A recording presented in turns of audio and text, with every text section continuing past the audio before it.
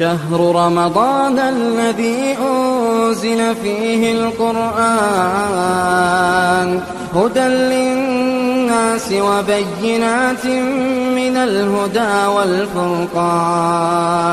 الحمد لله رب العالمين والصلاة والسلام على خاتم الأنبياء والمرسلين وعلى آله وأصحابه ومن تبعهم بإحسان إلى يوم الدين. أما بعد، اللہ تعالیٰ کا فضل و کرم ہے کہ جس نے ہمیں رمضان کے 15 روزے مکمل فرما دیے. 16ویں روزے میں ہم جا رہے ہیں. کیا عرفات بھائی؟ 16ویں روزے میں ہم جا رہے ہیں. تو اللہ تعالیٰ سے دعا کرتے ہیں کہ اللہ باقی دن بھی ہمارے ایسے ہی صحت و سلامتی کے ساتھ گزار دے، اور اللہ عالم اسلام کے سارے مسلمانوں پر رحم فرمائے. جو کچھ دنیا میں چل رہا ہے اللہ اس کی جگہ امن سلامتی عطا فرمائے. آمین. جنگ بدر کی باتیں ہم سن رہے تھے. جنگ بدر ختم ہو گئی. اللہ کے نبی صلی اللہ علیہ وسلم اور صحابہ مدینہ پہنچ گئے. عید الفطر کی نماز ادا کر لی. مال غنیمت مل گیا. سارے حالات اپنی جگہ صحیح ہو گئے. لیکن یہ چیز مشرکوں کو پسند نہیں آئی، منافقوں کو پسند نہیں آئی، اور اسی طرح یہودیوں کو بھی پسند نہیں آئی. تو ایسے وہ سارے لوگ جو مسلمانوں کے غلبہ اور سر بلندی کو اپنے مذہبی اور اقتصادی کا معنی اکنامیکل، اس چیز کو وہ لوگ خطرہ سمجھتے تھے. جیسے بہت سارے لوگ سمجھتے ہیں کہ مسلمان IPS نہ بنے، IAS نہ بنے، ہمیشہ پنچر لگاتے رہیں.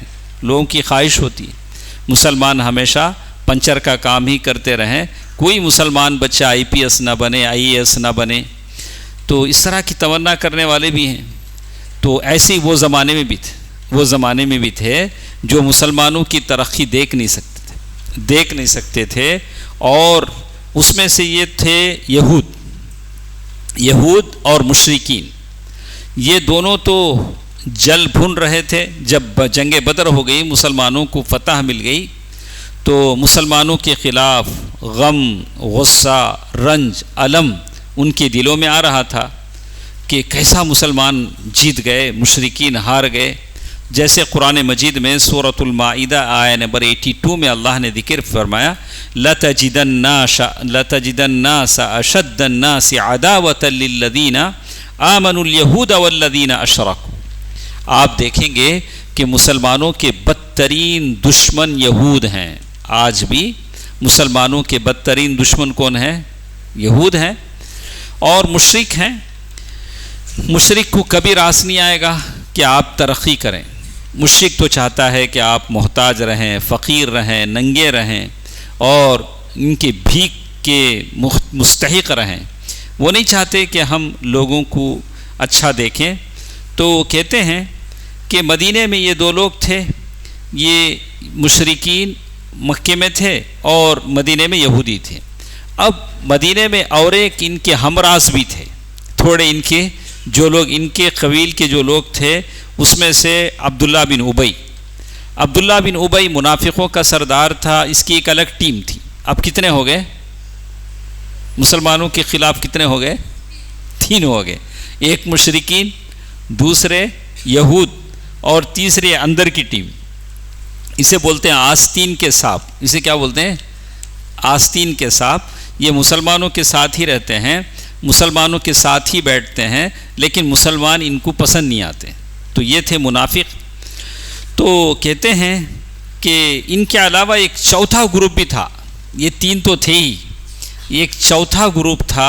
یہ بدوؤں کا گروپ تھا. بدو بولے تو بدو کسے بولیں گے؟ بدو کسے؟ ہاں نہیں، بدو بولتے ہیں کھیڑے پاڑے والے. کھیڑے پاڑے بولے تو اب تمہیں چنئی سے باہر گئے تو گاؤں میں رہتے نہیں. کھیڑے پاڑے بستی والے، بستی ہم لوگ الگ بولتے ہیں. یہ کھیڑے آؤٹ کٹس آف مدینہ جو لوگ تھے، وہ لوگ کیا کرتے تھے؟ ان کو کسی سے مطلب نہیں تھا. ان کو نہ مشرکین سے ان کو مطلب تھا، نہ مسلمانوں سے مطلب تھا. یہ بدو کیا کرتے تھے؟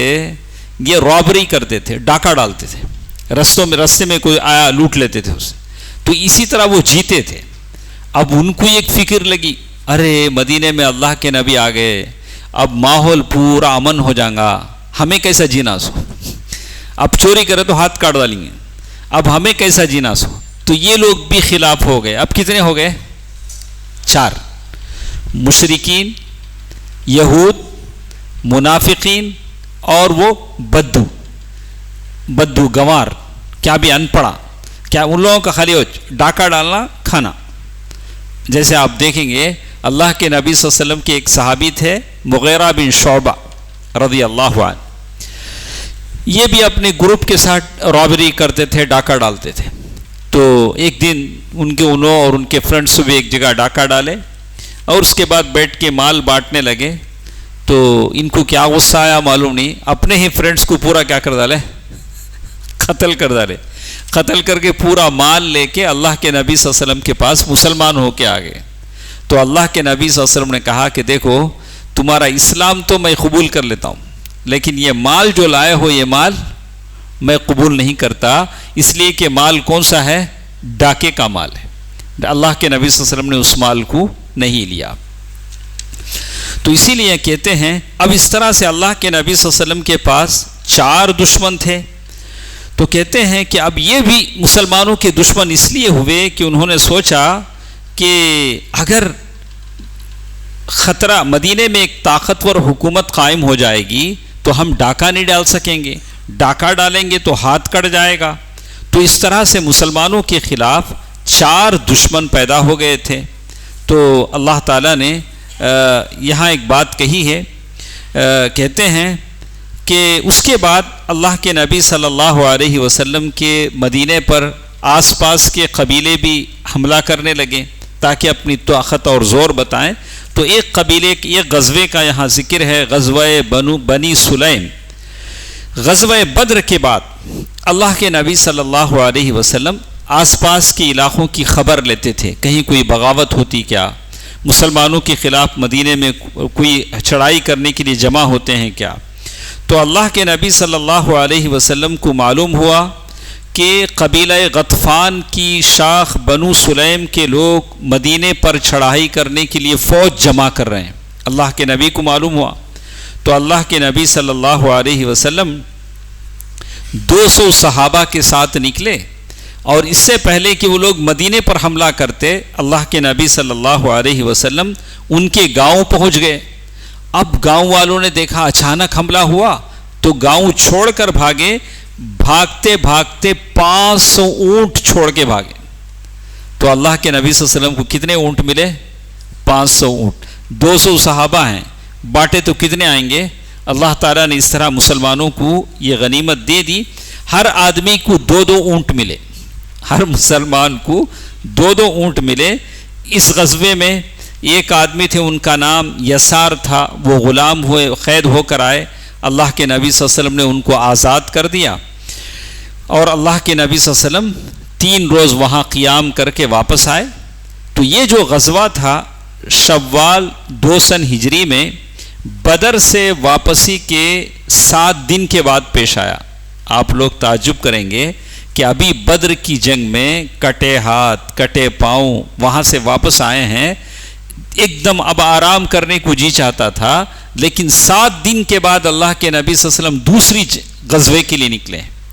تو معلوم یہ ہوتا ہے کہ اللہ کے نبی کی زندگی میں آرام، یعنی ایک دم آرام، ایسی ساری چیزیں نہیں تھیں. ایک دم نشاط تھا، عمل تھا اور کوششیں تھیں.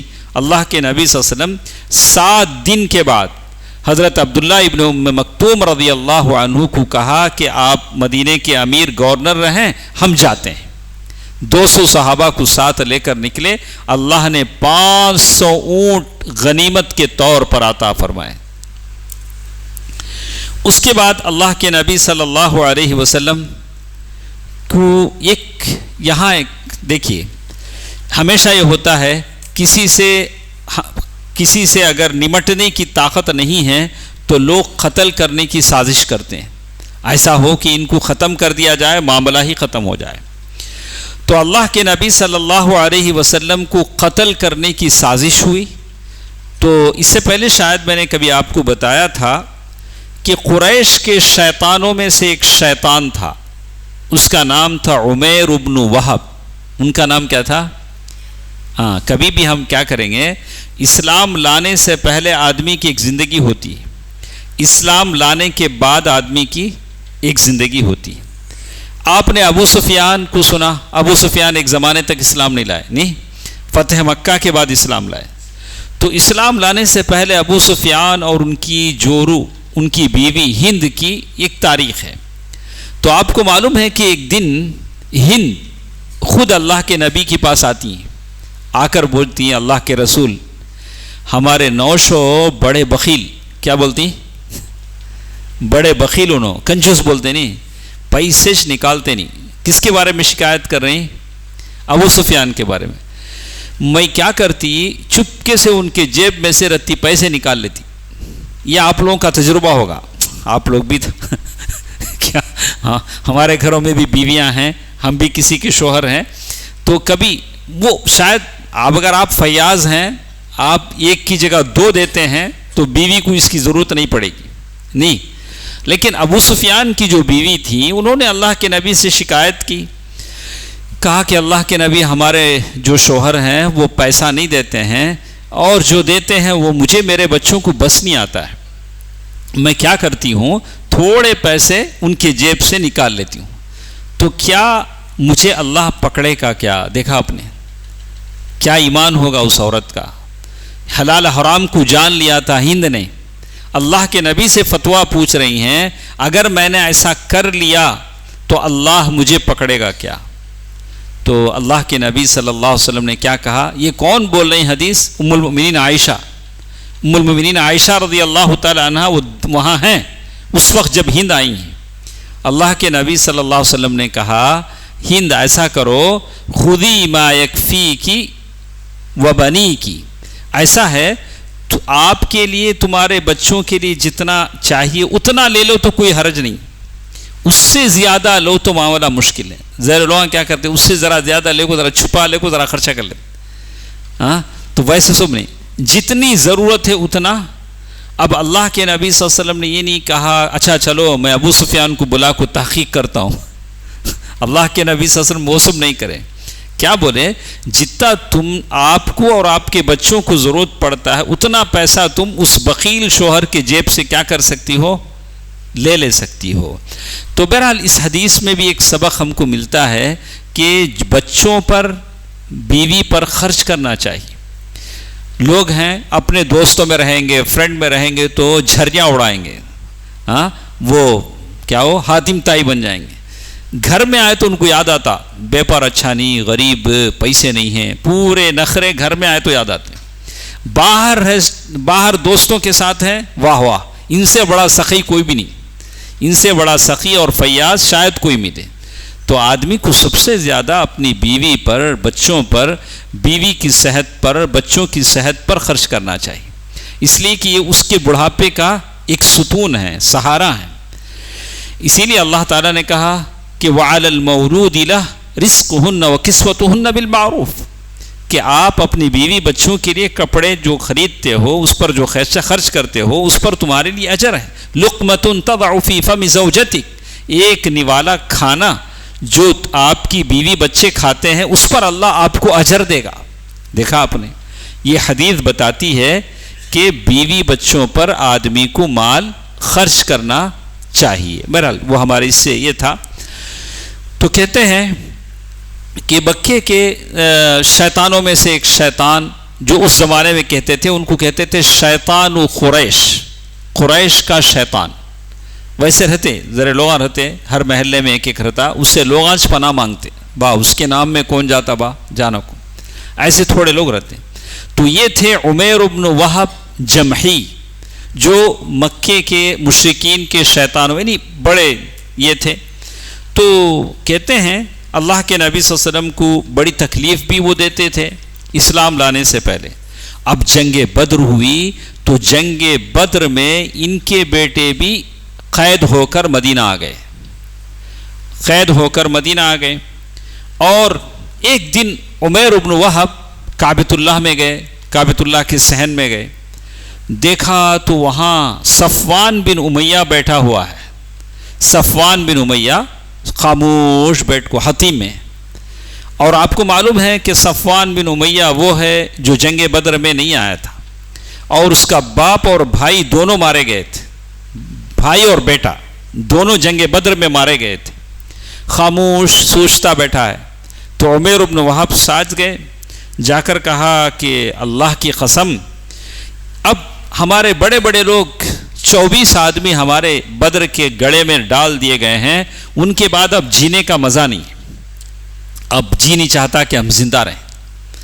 تو اس کے بعد عمیر بن وہب نے صفوان بن امیہ سے کہا, اگر میرے اوپر قرض نہ ہوتا, میرے بچے چھوٹے نہ ہوتے, تو میں سیدھے مدینہ جاتا اور اللہ کے نبی کو قتل کر دیتا. تو صفوان بن امیہ نے پوچھا کہ تو مدینہ کیسے جائے گا؟ بولے گا کہ ہاں مجھے جانے کے لیے ایک بہانہ ہے, اس لیے کہ میرا بیٹا وہاں قید ہے, میں قید سے چھڑانے کے بہانے میں مدینہ جاؤں گا اور اللہ کے نبی کے سامنے جاؤں گا اور اللہ کے نبی کو قتل کر دوں گا. سنا آپ نے کیا پلان تھا اس کا؟ اور یہ ساری بات کب ہوئی؟ رات میں, چاندنی رات تھی, کعبۃ اللہ کا صحن تھا, حتیم کی جگہ تھی, اور پورے کعبے کے صحن میں کوئی بھی نہیں تھی سوائے دونوں کے. وہ دونوں کون ہیں؟ صفوان ابن امیہ اور عمیر ابن وہب جمحی. اب یہ بولنا تھا, صفوان کو جوش آ گیا, بولا اچھا کیا بولا تو؟ 2 باتیں تیری نا, تیرے اوپر قرض ہے, وہ قرض پورا میں سنبھال لیتا ہوں. کیا بولا صفوان؟ وہ پورا قرض میں ادا کرتا ہوں. اچھا تیرے بچوں کی ذمہ داری بھی میری, کوئی ایسی چیز جو میرے پاس ہے تیرے بچوں کو نہ ملے ہو نہیں سکتا, ہر چیز تیرے بچوں کو دوں گا, لیکن جو تو نیت کرے پورا کرنا. ہاں بالکل میں اپنی بات پر ہوں. عربوں کا معاملہ یہ تھا کہ وہ بات کے بڑے دھنی تھے, بات کے پکے تھے. عربوں میں اگر وہ کوئی بات آ جاتی تو وہ بات کو پورا کرتے تھے. تو عمیر ابن وہب جمحی نے کیا کیا؟ رات گھر آیا واپس, تلوار تیز کیا, تلوار کو زہر میں ڈبویا. ایسے ہی عرب کا اصول تھا. اور تیز رفتار سواری لیا اور مدینے کی طرف چل پڑا. اب مدینے میں جب پہنچا تو وہ وقت تھا جب سارے صحابہ خوشیوں میں تھے, بدر کی خوشیاں تھیں. مسجد نبوی میں بیٹھ کے سب خوشیاں باتیں کر رہے تھے. حضرت عمر بھی بیٹھے ہوئے تھے. دور سے حضرت عمر نے دیکھا عمیر ابن وہب آیا ہے اور تلوار اس کے گلے میں لٹک رہی ہے, اور وہاں اس نے گھوڑا باندھا. تو حضرت عمر رضی اللہ تعالی عنہ نے اپنے ساتھ جو صحابہ تھے ان سے کہا, دیکھیے حضرت عمر نے کیا کہا, یہ کتا, کیا بولے عمیر ابن وہب کو جیسے ہی حضرت عمر نے دیکھا, دیکھ کر کہا کہ یہ کتا اللہ کا دشمن عمیر کسی برے ارادے ہی سے آیا ہے. حضرت عمر بہت تاڑ لیتے تھے, اسی لیے کہتے ہیں کہ حضرت عمر ایسے تھے کہ عورتیں اللہ کے نبی کے ساتھ بیٹھ کر کبھی کوئی سوال کر لیتی تھی, لیکن حضرت عمر آتے تو سب بھاگ جاتی تھی.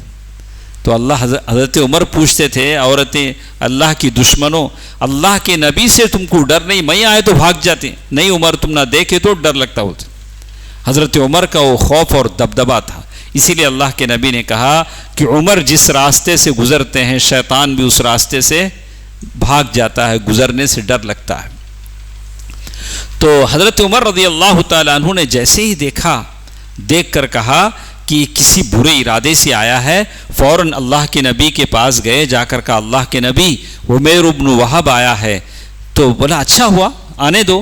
بولا نہیں اللہ کے رسول, اس کے گلے میں تلوار بھی ہے, تلوار بھی لٹک رہی ہے. تو اللہ کے نبی نے فرمایا اچھا ایسا کرو, اسے میرے پاس لاؤ, اسے میرے پاس لاؤ. تو حضرت عمر رضی اللہ تعالی عنہ اس کے پاس گئے اور اس کو گلے سے پکڑ لیا. تلوار پیچھے سے, لکڑی رکھ کے پکڑتے نہیں, کیا بھی کر سکنا نہیں انہیں, پیچھے سے ایسا اسے پکڑ لیا. تو اللہ کے نبی پکار رہے ہیں عمر ایسا کیوں اسے پکڑ رہے ہو, چھوڑو چھوڑو. سارے صحابہ سے بولا آپ لوگ جا کے اللہ کے رسول کے پاس بیٹھے رہو, اس کا بھروسہ نہیں کیا کرتا. تو ایسے پکڑ کے اسے لائے, اللہ کے نبی صلی اللہ علیہ وسلم کے پاس پہنچا تو اللہ کے نبی نے فرمایا کہ عمیر قریب آؤ قریب آؤ بیٹھو. تو اللہ کے نبی صلی اللہ علیہ وسلم نے اسے قریب بٹھایا تو قریب آ کر کہا کہ گڈ مارننگ. تو صبح بخیر ہو, ویسے اردو میں صبح بخیر ہو جیسے ہم گڈ مارننگ بولتے ہیں. تو صبح صبح پہنچا تھا, رات بھر چلا تھا, رات بھر چلے تھے وہ, صبح صبح پہنچے تھے, گڈ مارننگ. تو اللہ کے نبی صلی اللہ علیہ وسلم نے ان سے کہا کہ دیکھو عمیر, ہمارے پاس اللہ نے جنت کا سلام دیا ہے, السلام علیکم. ہم گڈ مارننگ گڈ ایوننگ ایسا نہیں بولتے ہیں, ہم لوگ ہمارے پاس سلام ہے. اللہ تعالیٰ نے جنت والوں کا سلام ہم کو دیا ہے, ہم سلام ہی آپس میں ایک دوسرے کو کرتے ہیں, السلام علیکم ورحمۃ اللہ وبرکاتہ. اللہ کے نبی نے کہا.